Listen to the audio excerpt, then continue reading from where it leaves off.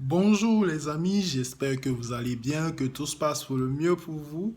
Moi particulièrement, je vais plutôt bien pour ce soir-là. Alors, pour la review 227, je crois, oui, 227, eh bien, ouf, c'est chaud. Parce que déjà, on nous avait annoncé un épisode qui allait faire souffrir Konohamaru. Eh bien non, désolé pour les anti-Konohamarutistes. Mais on va vous décevoir en vous montrant que Konohamaru a été un héros dans cet épisode-là. Eh bien, franchement, j'ai vu sur certaines chaînes telles que Optutsuki Anime et bien d'autres, parce que lui là, je l'admire beaucoup, Optutsuki Anime au passage. Si vous retenez ce nom-là, tapez, allez voir sur sa page ce qu'il nous procure de bon.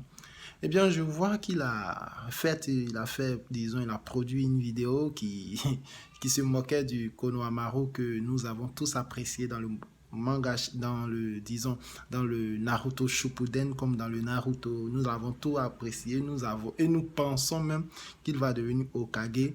Eh bien, précisément, pour une prochaine vidéo, je vais donner mon avis là-dessus. Si Konohamaru a une chance de devenir Hokage ou pas, ça va être pour une prochaine vidéo. Et bien pour cet épisode 227 là, on nous montre un Konohamaru avec sa cousine, je crois, oui c'est sa cousine Mirai Sarutobi, c'est-à-dire le clan Sarutobi est en mission d'escorte. Et bien si cette mission là, je n'abuse pas, il s'agit là d'une mission de rang, une mission de rang B, escorte. On escorte une mission de rang B ou C, je ne crois, je ne sais plus trop. Cette mission-là consiste à escorter certaines personnes dans une destination bien précise. Et bien là, Konohamaru est pris au piège et se retrouve dans l'obligation de se faire prisonnier. Déjà, je tiens à vous préciser, Konohamaru ne s'est pas fait capturer contre son gré. Il a proprement décidé de se faire capturer parce qu'il avait pour but de libérer tout le monde. Donc déjà, et puis à la fin, vous avez vu, il s'est débarrassé rapidement de ses ravisseurs, tout simplement pour dire qu'ils n'étaient pas assez puissants pour le tenir comme un otage.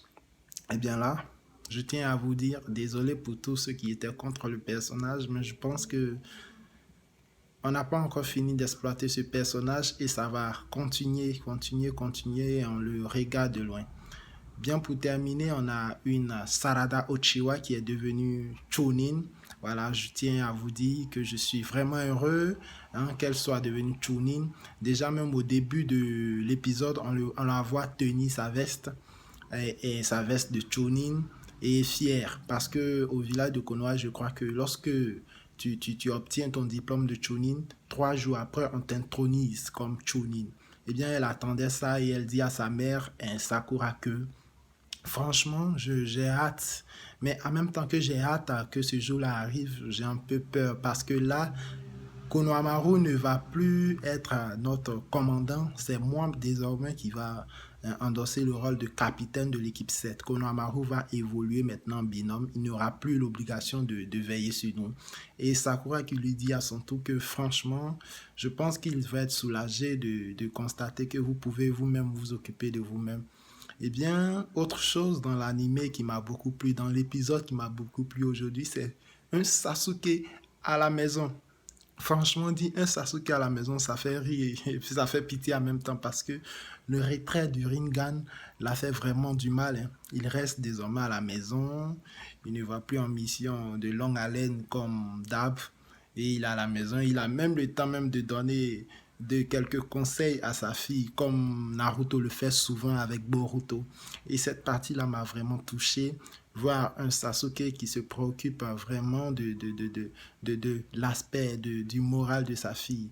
Il est bien vrai qu'il se préoccupe toujours, mais là, il a vraiment démontré en allant la voir dans la chambre et lui donner quelques conseils sur l'obligation qui va désormais l'accaparer. Eh bien, les amis, pour cet épisode-là, je donne sans réfléchir un 8 sur 10 parce que vraiment on nous a offert quelque chose qui nous a vraiment tenu en haleine jusqu'à la fin, je crois. Vraiment, je suis très heureux d'avoir regardé cet épisode-là, puisque nous tous, on s'attendait à un épisode de massacre de Konohamaru. Et bien là, on s'est bêtement cogné la tête. Et là, Konohamaru nous a franchement répondu en disant que, hey, je suis un Jonin de Konoha, hein. Voilà, je mérite le respect. Et là, il a botté les fesses de ses ravisseurs complètement grâce à l'aide de son équipe 7, de son équipe 7 qu'il va désormais laisser. Ils vont s'occuper désormais eux-mêmes de leur petite personne. Eh bien les gars, je suis vraiment désolé que je vais m'arrêter là.